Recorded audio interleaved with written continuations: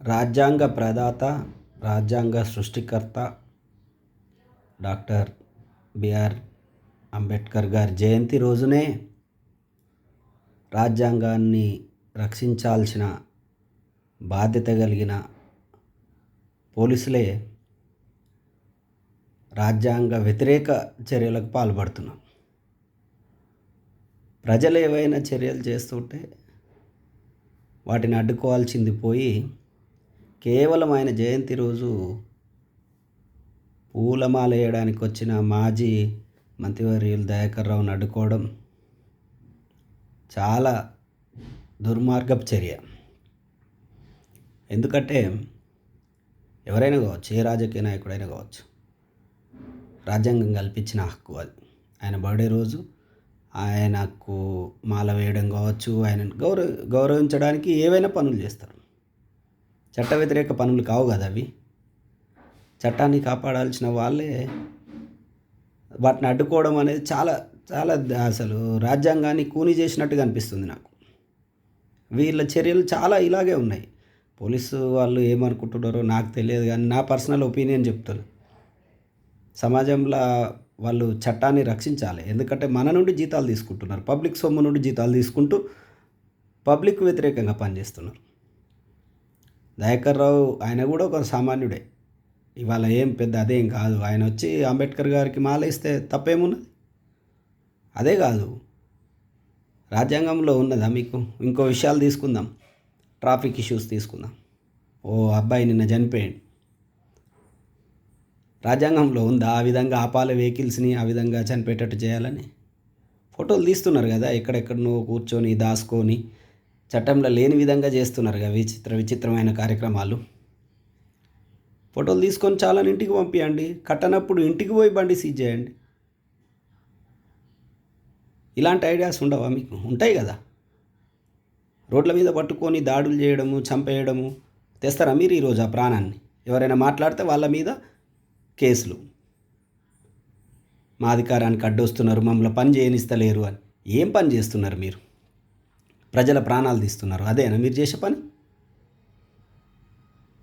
ఏ కార్యక్రమం అయినా తీసుకోండి మీరు. హెచ్సియులో కావచ్చు, ఎక్కడైనా కావచ్చు, విద్యార్థులపైన దాడి చేస్తారు, ప్రజలను చంపేస్తుంటారు, ఆపోజిషన్ పార్టీ వాళ్ళని ఇబ్బంది పెడుతుంటారు. అంటే ఏ రాజకీయ పార్టీ నాయకుడైనా వాళ్ళు చెప్పిన పనులు చేస్తారా మీరు?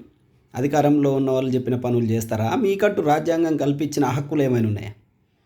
మీకు డ్యూటీలో రోల్స్ అండ్ రెస్పాన్సిబిలిటీస్ ఉంటాయి కదా, వాటిని చేయండి అయ్యా. ఎవరో చెప్పిరని చేస్తారా? ఈవెన్ ముఖ్యమంత్రి చెప్పిన ముఖ్యమంత్రి ఎవరిని అరెస్ట్ చేయమని చెప్పాడు కదా, ఎవరిని కొట్టమని చెప్పాడు కదా, చట్టాన్ని కాపాడమని చెప్తాడు. అంటే దానికి కొన్ని హద్దులు హవదులు అన్నీ ఉంటాయి, చట్ట ప్రకారం ఉంటాయి. మీ కాడికి వచ్చేసరికి చట్టం ఒకటి, సామాన్యుడి దగ్గరికి వచ్చేసరికి ఒకటి. ఏమో అది మీ మీద గౌరవంతో చెప్తున్నా. పోలీసు వ్యవస్థను నిర్వీర్యం చేయకండి. ఎందుకంటే నేను మొన్న ఒక న్యూస్లో ఒక వార్త విన్నా. నాకు ఎవరో కూడా తెలియదు. మా పక్క ఊర్లో ఒక ఆమె చనిపోతే ఎన్కౌంటర్. సరే, సంఘ విద్రోహ శక్తులను అణచివేయడంలో అది మీకు ఉన్న బాధ్యత మీరు చేసిరు. కానీ మీరు ఏదైతే సంఘ విద్రోహ శక్తి అన్నారో ఆమె కోసం, ఆమె సానుభూతి చూసి నేను ఆశ్చర్యానికి గురయ్యాను. ఆ గ్రామం మొత్తం న్యూస్లో ఎరుపెక్కింది అని అన్ని న్యూస్ ఛానల్స్, స్టేట్ ఛానల్స్ చూసిన నేనైతే. స్టేట్ ఛానల్స్ అన్నిటిలో ఆ వార్త హైలైట్. గ్రామం కూడా నిజానికి ఎర్ర జెండాలతోటి చూపెట్టిరు, న్యూస్లో చూపెట్టిరు. అన్ని న్యూస్ ఛానల్ చూసుకోండి, ఎవిడెన్స్. మరి మీరు సంఘ విద్రోహ శక్తి అన్న వ్యక్తికి అంత సానుభూతి ఉంది, మీలో ఎవరికన్నా అయితే కనీసం సానుభూతి ఉంటుందా? ఎందుకు పొడగొట్టుకుంటున్నారు ఈ సానుభూతి? ఆలోచించుకోండి ఒకసారి. రాజకీయ నాయకులకు, అధికారంలో ఉన్న వాళ్లకు తొత్తులుగా మారి మీ యొక్క గుర్తింపును పొడగొట్టుకుంటున్నారు, మీ అస్తిత్వం దెబ్బతీసుకుంటున్నారు, మీకు మీరు సెల్ఫ్ గోల్ చేసుకుంటున్నారు. అంబేద్కర్ విగ్రహాలకు మాలేస్తా అంటే ఆపుతాం, కొన్ని అంబేద్కర్ విగ్రహాలకు వేయనీయం. ఏ విగ్రహం అయితే ఏందండి అంబేద్కర్ది? ఇన్ని రోజులు ఎందుకు ఆపిర్రు? హుస్సేన్ సాగర్ పక్కన ఉన్న అంబేద్కర్ పెద్ద విగ్రహం ఉన్నది, అతిపెద్ద విగ్రహం అది. దానికి ఎందుకు వేయనియరు? రాజ్యాంగ ప్రదాత ఆయన జయంతి రోజే మీరు ఇన్ని అరాచకాలు చేస్తున్నారంటే మీకు చెప్పిన కదా, ట్రాఫిక్ కావచ్చు, హెచ్సి ఇష్యూ కావచ్చు, ఇది కావచ్చు, ఇట్లా చాలా. మారండి సార్. ఫేక్ ఎన్కౌంటర్లు చేసి, ఎన్కౌంటర్లు ఇన్ ద సెన్స్ సంఘ విద్రోహ శక్తులని కాదు, ఒక కేసులో కొందరిని అరెస్ట్ చేసి కస్టడీకి తీసుకొని ఎన్కౌంటర్ చేయడము, కథలు అల్లడము, మీకు చెడ్డ పేరు వస్తుంది. నా బాధ అది. పోలీస్ వ్యవస్థకు మసక వారుతుంది. ఎందుకంటే మీరు ఉద్యోగాలు తీసుకొని, ఒక ఆయన అంటాడు పోలీసు వాళ్ళని ఏమన్నా అంటే 130,000 మంది కుటుంబాలం ఉన్నాం, 130,000 కుటుంబాలం ఉన్నాం, జాగ్రత్త ఖబర్దార్ అంటాడు ఒక ఏసీపీ.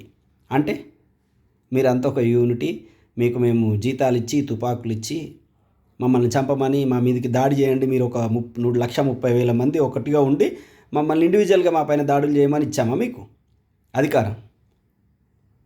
ఇంకెందుకు మరి పోలీస్ వ్యవస్థ? మాకు అవసరం లేదు కదా. అప్పుడు ప్రజలు తిరగబడతారండి.